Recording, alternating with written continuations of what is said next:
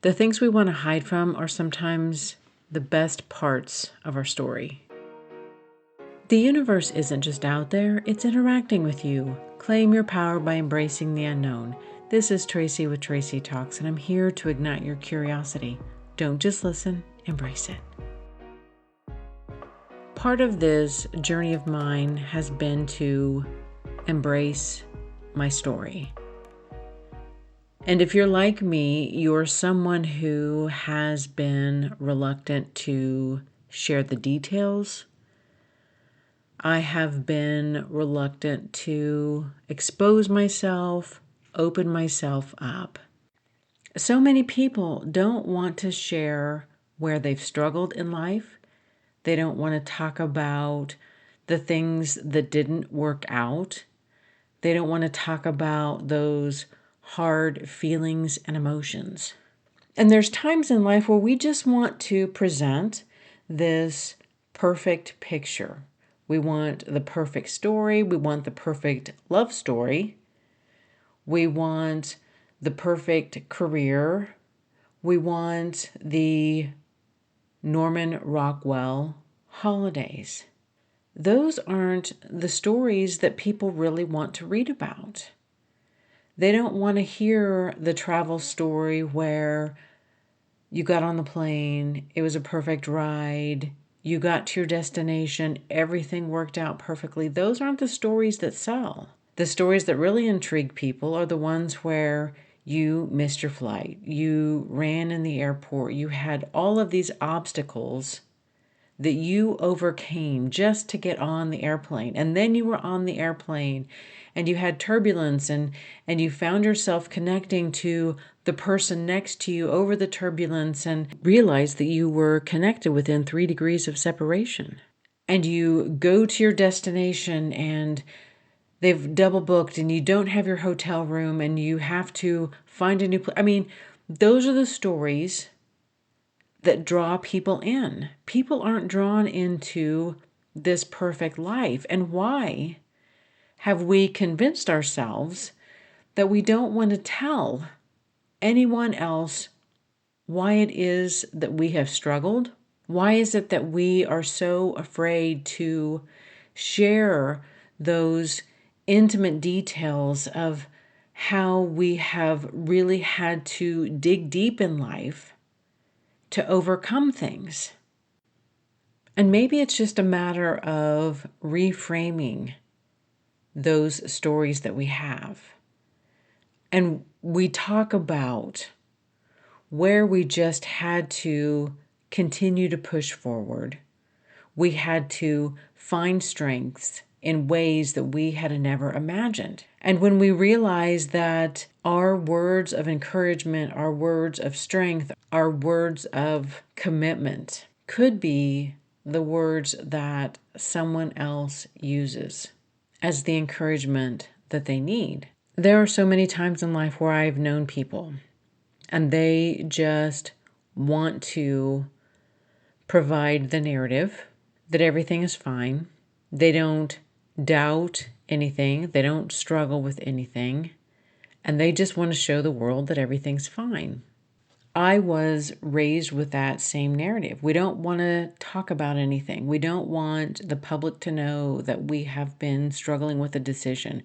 We don't want anybody in the community to know that things aren't perfect. I have been working to develop my writing skills. And I have been working with someone to do that because, again, I was so trained that the narrative that I told, I couldn't share those ugly details. I couldn't share all of those things that had happened, that's not what we want to put out there for everybody else to see. We don't want to air our dirty laundry. We don't want to show anybody that we actually have real feelings and emotions.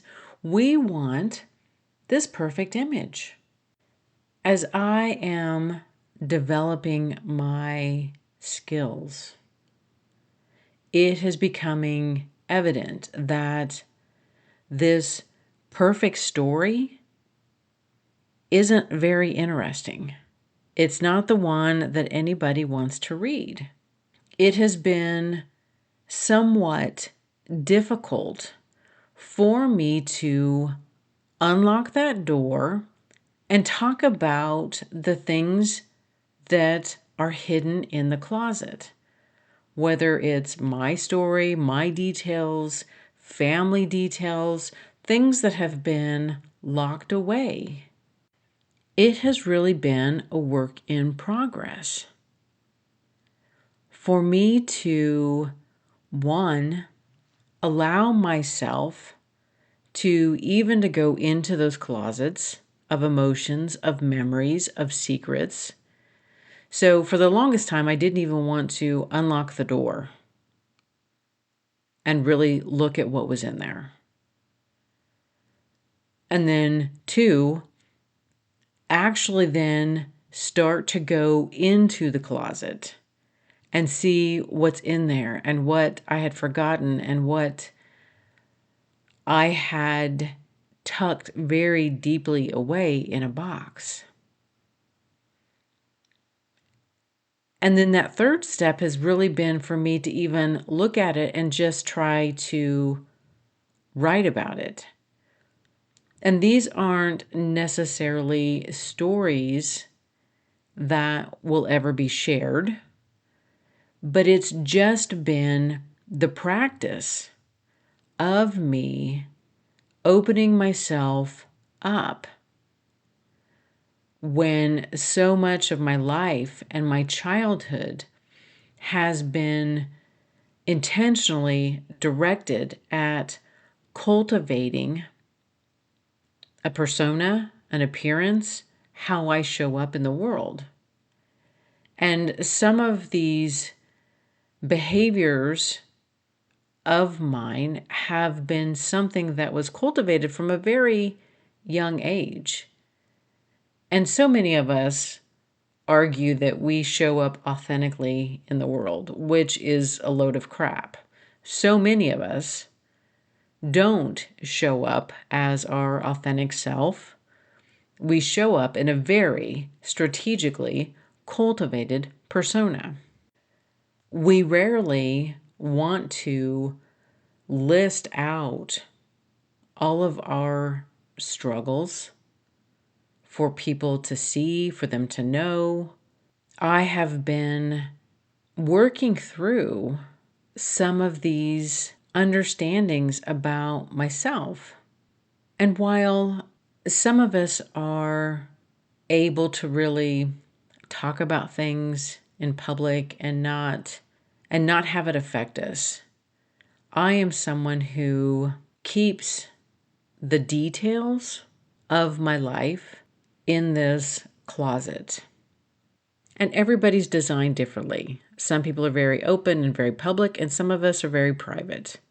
And I have just been realizing as I write and develop those skills that the perfect life that so many of us have been striving to achieve, that's not the interesting story that people are really drawn to or gravitate towards. And how it's interesting that there are so many Gen Xers that have really tried to put on this image. And what cost did it come at? And what was the price that we actually had to pay? And some of that is just my cost was really a loss of identity because I was so concerned with creating this and cultivating this image that somewhere along the line, I wasn't actually staying true to myself because that wasn't clear. This person that I was becoming required me to be messy. It required me to learn some hard lessons. It required me to do things that other people didn't consider appropriate, necessary, and it didn't look good. It wasn't always in this perfect package that so many people want to see. And the price that I paid was losing myself step by step. The authentic self that I needed to be walking towards required me to be messy. It required me to make mistakes so I could learn who I was and what I needed and where I needed to go.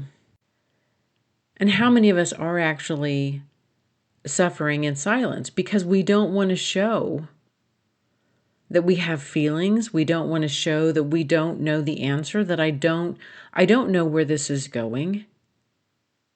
And that's okay. And that there is a higher power out there. And it's okay for me to show that I am vulnerable, that I do make mistakes. And that messiness in my life is some of the most interesting parts of me. Those are the interesting parts of the story. And why have I been afraid to share those? Why are so many of us afraid to share those? There are so many things that I have walked through, that I have done, helped me get to this point where I do have more courage. I do have more of my self-identity. And actually, those are the parts of my story that make my story interesting. It's just been one of those weeks where I am having to unlearn all of these things. I'm having to unlearn my perfectionism. I'm having to embrace this messiness. I'm having to embrace my faults, my insecurities, the things in my story that weren't perfect, that I've tried to hide. I've had to pull back the shades and just look at those experiences and realize that those are actually the experiences that I need to celebrate, that I need to bring out into the light, that I need to share, that we all have those things.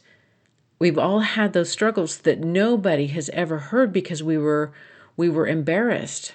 But those are the amazing parts of us that we actually do need to be sharing. And I'm not just saying blurt them out, but in ways where we can continue to stand in our power and we can show our strength. A lot of us have been through some really crazy things. And how can we stop hiding from those and wear them as a badge of honor and realize that those details are actually some of the best parts of our story. Thank you for listening to this episode of Tracy Talks. Remember to rate, review, and subscribe, and share with others who would enjoy listening to this podcast. Friends can find Tracy Talks available on iTunes, Spotify, Substack, and YouTube. Hit me up on Instagram and Facebook at More Tracy Talks. And until next time, we meet again.